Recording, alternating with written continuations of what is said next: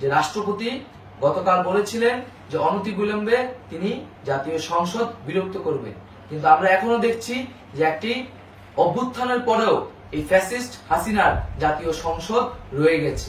আজ দুপুর ৩টার মধ্যে এই ফ্যাসিস্ট হাসিনার যে জাতীয় সংসদ, সেই সংসদের বিলুপ্তি ঘোষণা করতে হবে।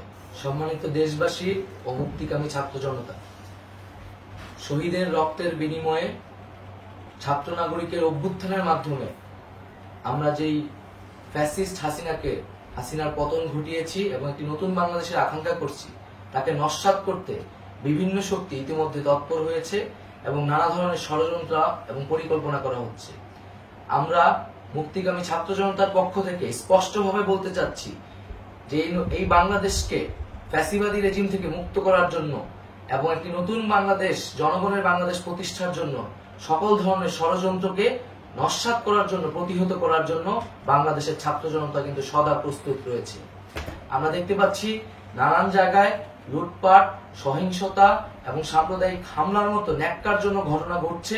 আমরা এর তীব্র নিন্দা জানাচ্ছি এবং আমরা মুক্তিকামী ছাত্র জনতার প্রতি আহ্বান জানাচ্ছি যে এই ধরনের ঘটনাকে প্রতিহত করার জন্য আমাদেরকে প্রস্তুত থাকতে হবে, আমাদেরকে দায়িত্ব নিতে হবে।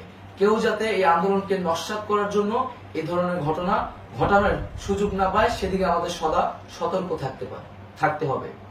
আমরা আরো দেখতে পাচ্ছি যে রাষ্ট্রপতি গতকাল বলেছিলেন যে অনতিবিলম্বে তিনি জাতীয় সংসদ বিলুপ্ত করবেন, কিন্তু আমরা এখনো দেখছি যে একটি অভ্যুত্থানের পরেও এই ফ্যাসিস্ট হাসিনার জাতীয় সংসদ রয়ে গেছে। তাই আমরা ঘোষণা করছি যে আজ দুপুর ৩টার মধ্যে এই ফ্যাসিস্ট হাসিনার যে জাতীয় সংসদ, সেই সংসদের বিলুপ্তি ঘোষণা করতে হবে। যদি আজ বিকাল ৩টার মধ্যে এই জাতীয় সংসদের বিলুপ্তির ঘোষণা না আসে, তবে আমরা কঠোর কর্মসূচি দিতে বাধ্য থাকব। এছাড়া বন্ধুগণ, সবার জন্য আমরা জানাচ্ছি যে আমাদের যে অন্তর্বর্তীকালীন সরকারের কথা আমরা বলেছি, সেই সরকারের প্রধান উপদেষ্টার নাম আমরা ইতিমধ্যে ঘোষণা করেছি এবং এই সরকারের অন্যান্য উপদেষ্টা সহ সামগ্রিক রূপরেখা আমাদের প্রস্তুত রয়েছে।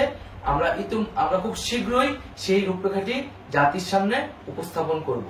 আমরা বাংলাদেশের স্থিতিশীলতা চাচ্ছি, সমাজে ন্যায় বিচার চাচ্ছি, সেজন্য কার্যকর পদক্ষেপ নিতে হবে এবং তার প্রথম পদক্ষেপটি হতে হবে এই জাতীয় সংসদ ভেঙে দেওয়া। এবং সবার প্রতি আহ্বান থাকবে, আপনারা শান্তিপূর্ণভাবে অবস্থান রাখুন, শান্তিপূর্ণভাবে এবং অহিংসভাবে, এবং সকল পরিকল্পনাকে, ষড়যন্ত্রকে নস্যাৎ করার জন্য সদা সতর্ক থাকুন।